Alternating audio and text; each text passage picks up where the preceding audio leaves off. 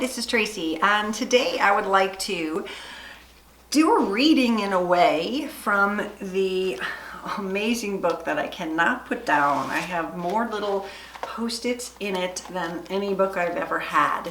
This is Red Flags of Love Fraud, 10 Signs You've Been Dating a Sociopath by Donna Anderson. And there's so much in this book, and I really encourage you to go and get it. If you get it online on her site, you will actually get this little workbook, and it really helps you outline different parts that you can see what made you vulnerable. And that's what we're going to talk about today, because I had a meetup this week and we really talked about this and the power in people seeing these things that they might not have thought were them before. When we discussed it as a group, it became very powerful for so many people in the room. And Donna's done an amazing job here outlaying the vulnerabilities. So I'd like to just kind of go over them with you.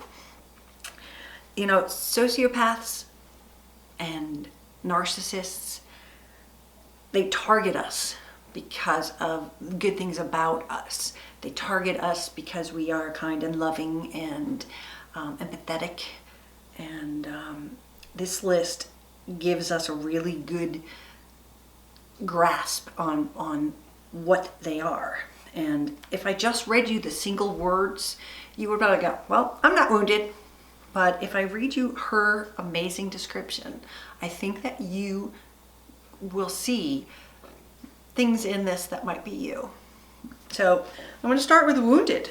Wounded is, have you been in a recent divorce or ended a bad relationship? Were you in a bad or abusive marriage? Were you abused in your family of origin? Think about that. Codependents, people that have had narcissistic parents or people in their life before. This makes us vulnerable to the next one, because if we allowed it the first time, we didn't know, and they can see, ooh, she's wounded, let's get her. It's like that last little pony, you know, running in the thing and the lion comes and gets him.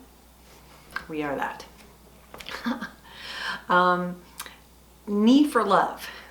Are you looking for love, attention, or a sense of connection? Duh, who isn't, right? Everyone's looking for love. It's just natural and it's normal. Do you want to be protected, or do you need to be needed? Are you the kind of person like me that likes to take care of people? So you need to be needed. I'd put a big old check next to that. I need love. I wanted to be in a relationship. Lonely is the next one. And she wrote, do you feel like your life is empty? Have you ever experienced a committed relationship? Have your children grown and no longer need you?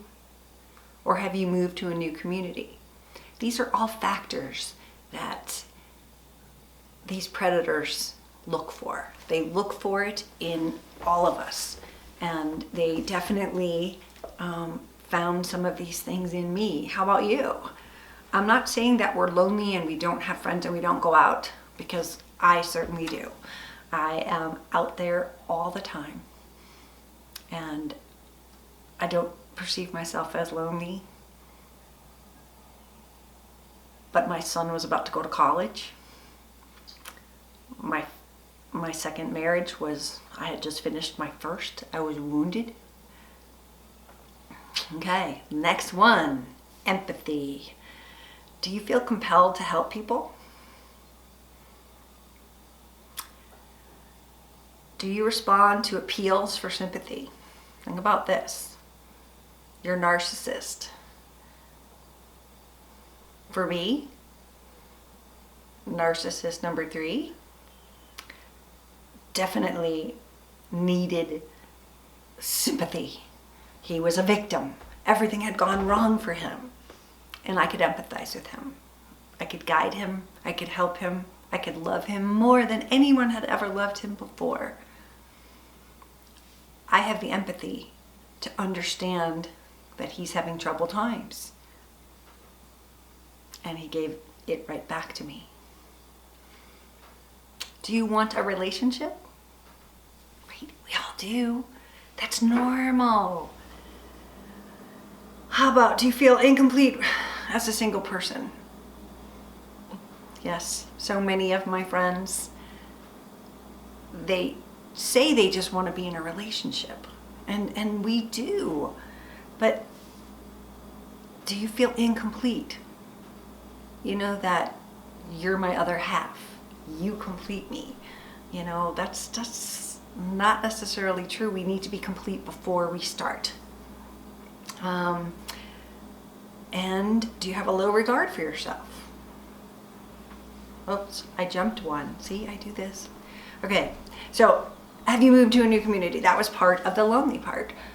Targets of people that are in divorce groups, people that are in Codependency Anonymous. These people target those kind of groups. They might even go into single groups because, well, if you just moved here, you want to go hiking, you're going to get into a single group. And that's so common as to where they find them. It doesn't have to be online dating, but you have to be aware that you're not putting off that vibe, that you're lonely and you just want a relationship, okay? Low self-esteem. This is the one as the low regard for yourself was in. Do you lack confidence? Are you insecure or shy? I would say not a chance in hell that I am insecure or shy. Lack of confidence in myself? Yeah, I think I had it. Even though I'm a successful business person, I think I didn't know that I deserved more. I think I didn't understand in my own mind that I didn't have a high enough regard for myself. And if people said, do you have self-love? I would say, of course I do. I love myself. But in reality, I allowed this bad behavior. So I must not have. I must have had low self-esteem to allow this to happen. That's my vulnerability.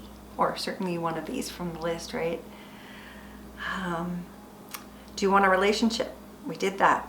Is your biological clock ticking? Tick, tick, tick, tick, tick, tick, tick. Probably. If they're not ticking, we're dead. So no matter what age you are, if you're 20 and you want to have children, if you're 50 and you want to do this, we all have that time ticking urgency. When you're young, your biological clock is ticking that you might want children. When you're older, I'm gonna die. You know, there's always something that brings us to say, I want to be in a relationship before I'm 60. I don't want to be an 80-year-old with a cat, you know? So if you feel incomplete without someone else, then you're vulnerable. Trusting. Are you young or lacking in life experience? Do you feel trusting, innocent, or naive? Are you honest, moral, religious, or assume that most people are just like you? I did. I thought people were honest. Particularly if they told me that they were. I listened to them. If they said they were, you know, I can't even think. If they said that they were loving and trusting and they had never cheated on their wives, they had never done this, they had always done this or that, but then their actions didn't really follow through with that. If you look at those things, it put me in a spot that made me vulnerable. My second husband's mantra, he would say it, oh God, 100 times a day. Do the right thing. Do the right thing. That's what he did. That's what he said. That's why, well, that's like, he was like always doing the right thing. At least what I would see. And then I didn't see the bad stuff because he was telling me that over and over, that he was doing the right thing. He was love bombing me. He was surrounding me. He was showing me how much he loved me. But at the same time, there was another side of it that I didn't see. Because I trusted. I trusted that maybe he was just having a bad day. Are you having difficulties in life? She calls this one problems. Do you need assistance? Do you need money? A place to live? Are you disabled or have medical issues? This makes us a target. This makes us a target for so many different predators. And I am talking about romance predators that will rob your money because they show you so much attention, and here you are, disabled, sick, depressed, whatever it is, and someone has come in like a knight in shining armor or a princess on a pony. Makes sense? A girl version, right? They come in to save us, and then they steal from us. So often that is the case. They come in and they're faking it. They're con men. There's no laws against this, and I know I'm off on a rant here, but it's really important to understand that the situation that you're in could be making you a target. And I'm not saying if you're handicapped you can do anything about it. I am saying if you're handicapped and someone comes into your life and it seems too good to be true, it is. Just know actions speak louder than words. We've got two more vulnerabilities. Single parent. Are you a single parent? Struggling to raise your children? Are you unable to buy things for your child? Do you wish that you had help to take care of them? Well, when I was going through my divorce from my son's dad, I was about to be a single parent. I didn't know how I was going to do it. I just knew that this was my choice to divorce my son's father, and I was going to make it work. But along comes Prince Charming, and he is giving my son $2,000 Halloween parties, taking him on rides and making sure he tries escargot, and I call it culturized him, and just like showed so much love for my child. I sat there going, oh my God, let me get to him an iPhone. Let me do this. And I was like, hey, I don't need that, but he doesn't need that.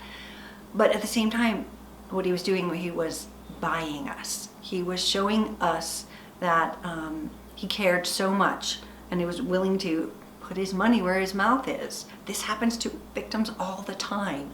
They don't even see that neediness, even if it's not really like eking out that you have a need, they're going to take advantage of that because they're offering you something that you didn't know you were missing. Or maybe you did. You were like, hey, I need someone to take care of me. Last red flag here is grief. So if you've been recently widowed, you've lost a family member, you've lost a friend. When people pass and leave our life, it does put us in a very bad place. Both Lizelle and I lost our mothers in the last year, and that made us really vulnerable. So I want you to look at these things, and I want you to make yourself a list and think hard about what is it that made you vulnerable.